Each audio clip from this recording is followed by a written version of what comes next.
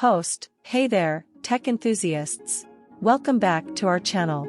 Today, we're diving into the world of home networking. Whether you're streaming, gaming, or working from home, a reliable Wi-Fi network is essential. In this video, I'll walk you through the process of setting up your own home network from scratch. So, let's get started. Gathering your equipment. Host, before we begin, make sure you have all the necessary equipment ready. You'll need a modem, a router, Ethernet cables, and your device, like a laptop or smartphone. Modem setup. Host, step 1, let's set up the modem. Connect one end of the Ethernet cable to the modem's WAN or internet port, and the other end to your internet service provider's outlet. Power up the modem and wait for the lights to stabilize. Router setup.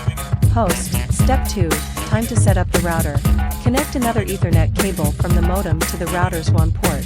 Now, connect your computer or smartphone to the router using another Ethernet cable or Wi-Fi. Accessing router settings. Host, step 3, open a web browser and enter the router's default IP address.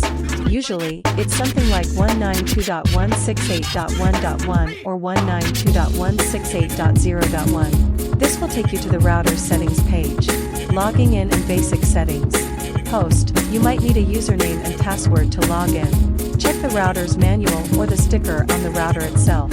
Once logged in, you can customize your network name, SSID, and password.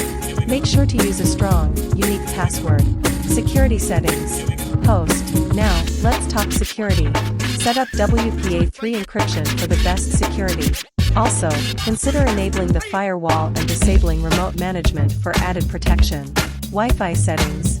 Host, in the Wi-Fi settings, you can choose the frequency band, 2.4 GHz or 5 GHz, and channel. Opt for the less crowded channels to avoid interference from neighboring networks.